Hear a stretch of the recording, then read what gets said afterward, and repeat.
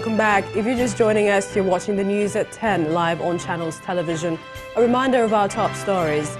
As Christian faithful the world over celebrate Easter, commemorating the resurrection of Christ, Pope Francis calls for an end to the carnage in Syria. President Muhammadu Buhari felicitates with Christian faithful in Nigeria as they join others around the world to celebrate Easter. Vice President Professor Imbibe joins other Christians to celebrate Easter, confident that the country will overcome its challenges. And Israeli Prime Minister Benjamin Netanyahu and the Turkish President Tayyip Erdogan trade words over the deadly clashes at the Israeli-Gaza border.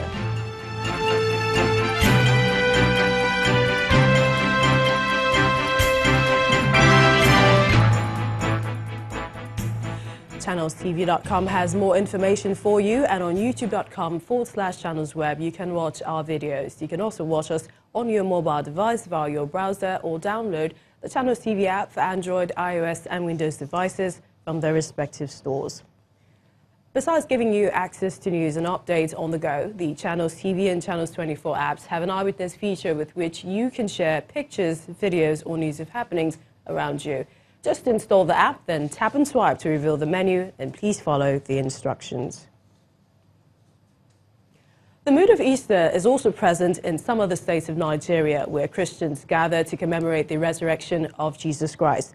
The message is the same: peace, love, and unity.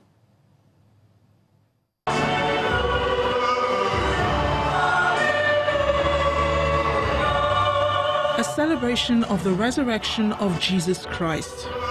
It's that time of the year when Christians gather to lift up their voices to celebrate their Savior, who not only died for their sins, but is risen and lives forever.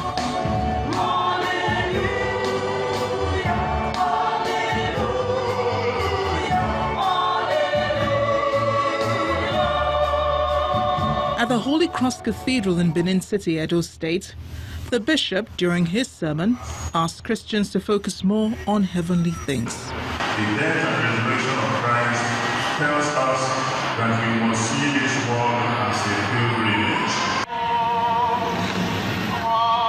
Residents worshipped at the Holy Ghost Cathedral in Enugu, southeast Nigeria, to commemorate the resurrection of Christ.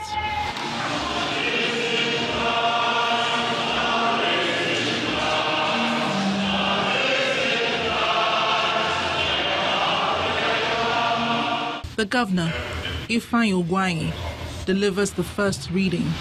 Jesus went about doing well, curing all those who are suffering with power of death. Now I, and those who read, can witness to everything he did throughout the countryside of Judah. In neighboring Anambra State, the movement of the Holy Eucharist is performed by Governor Willie Obiano, his wife and other worshippers.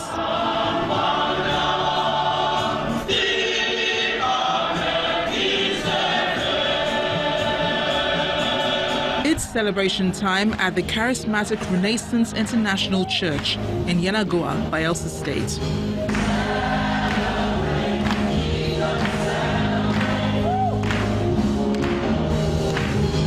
The presiding bishop calls the Nigerians to emulate Christ and live a life of self-sacrifice.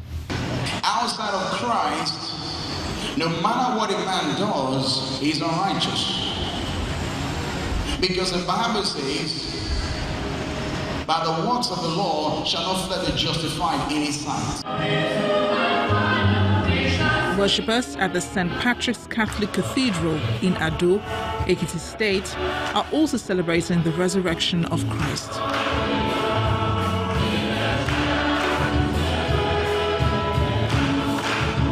The bishop and some Christian faithful speak on the significance of the season.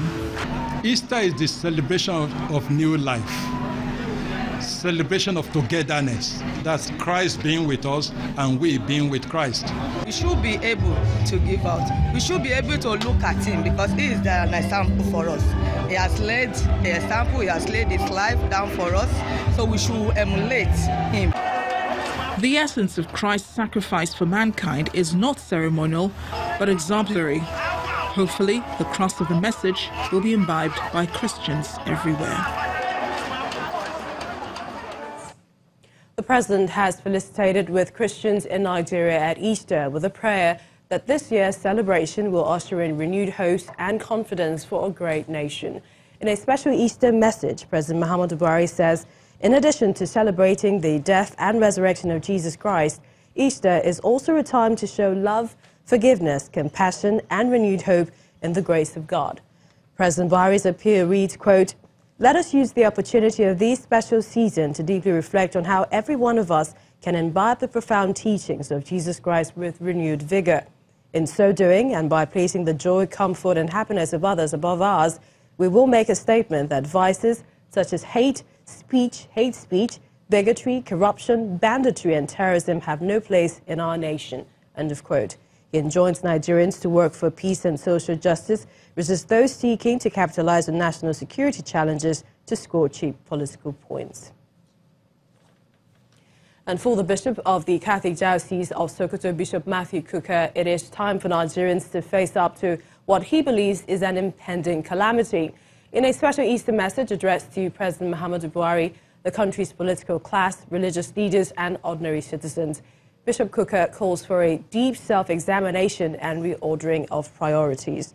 The message reads, quote, "This is a time for us to genuinely face what looks to me like an impending calamity. The gathering clouds are clear for us to see, and even those who cannot see can hear the rumbling and rolling sound of thunder. We ignore them at our own risk." End of quote. Bishop Kuka further reminds the president that the country is being divided by religion and ethnicity, which threatens the very foundation of the nation's existence.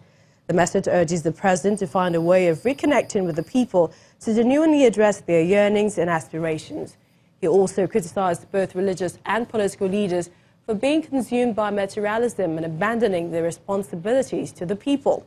The bishop also accuses political parties of promoting hatred, intolerance, and corruption, and being mere contraption to grab power. Well, essentially for what this season means, we have a guest in the studio, Pastor Femi Awo. He is the National Superintendent of the Kingsway International Christian Center, Nigeria. Thank you for joining us on the News at 10. Thank you for having me. What does Easter mean to you, and what should it mean to Nigerians? Easter is very, very significant to me as a person because it has to do with the death of Christ.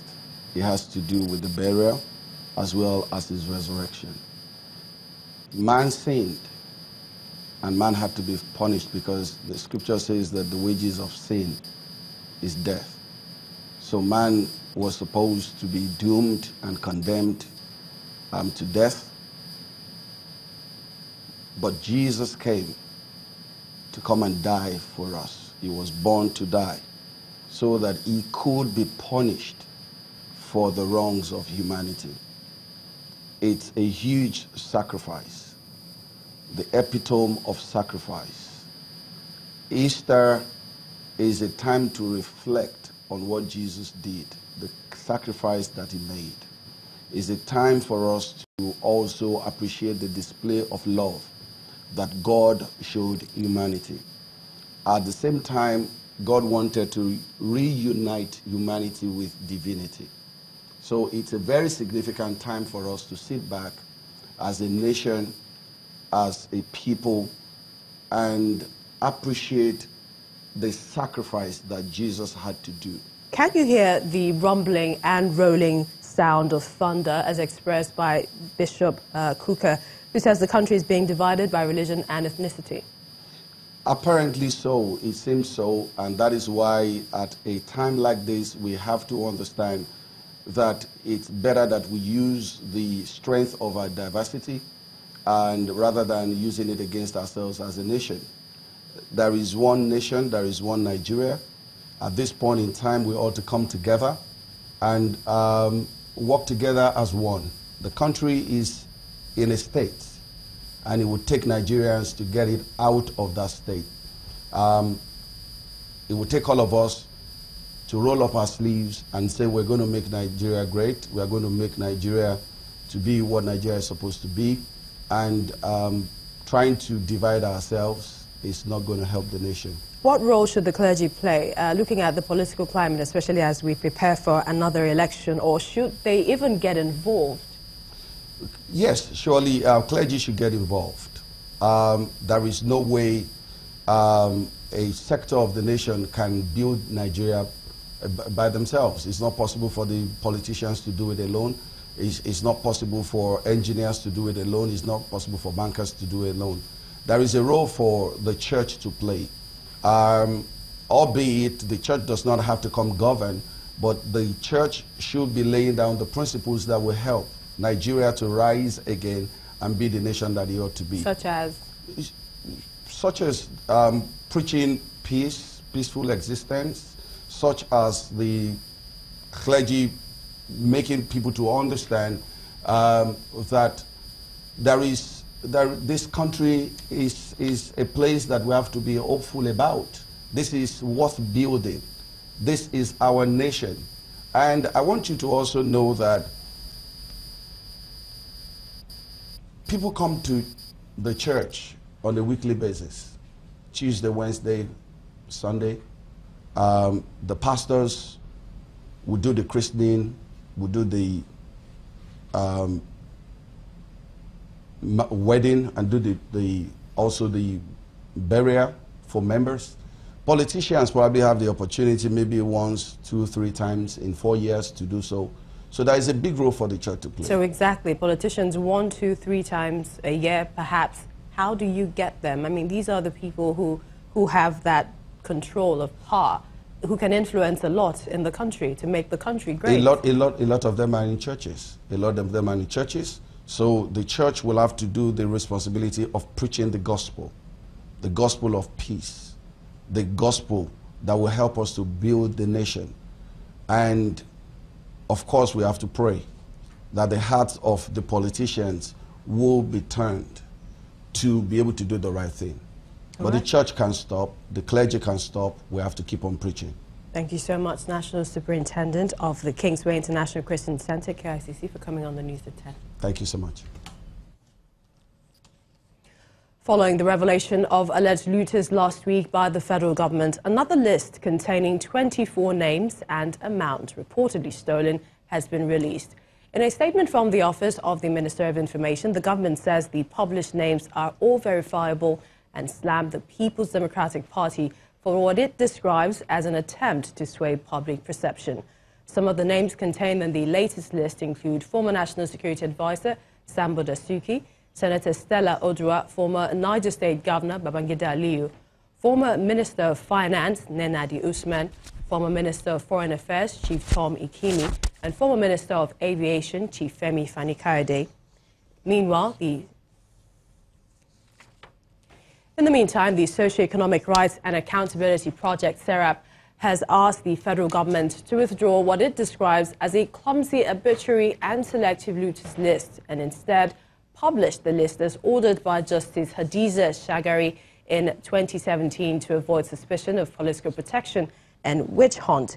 In a statement signed by its executive director, Adetokunbo Mumuni, the organization says the recently published list will undermine the credibility of the federal government in its corruption crusade. It adds that no one should be left out, whether from the All Progressives Congress or the People's Democratic Party. SERAP in the statement adds that, quote, this kind of action can only diminish the government's ability to fight corruption, frustrate its often expressed goal of a transparent governance, allow suspected perpetrators, whether from the All Progressives Congress, APC, or the People's Democratic Party, PDP, to escape justice, and ultimately deny victims of corruption justice and effective remedies, end of quote. If President Buhari is to renew his commitment to fight corruption regardless of whether it involves politicians from his own party and the opposition, they continue, something more than a propaganda list and hypocritical conduct is needed to restore citizens' confidence in the ability of his government to deliver on good governance. That something more is a restoration of the rule of law, end of quote. And when the news at 10 returns, investors heave a sigh of relief as the Monetary Policy Committee meeting holds this week, Tuesday and Wednesday. Please join us again.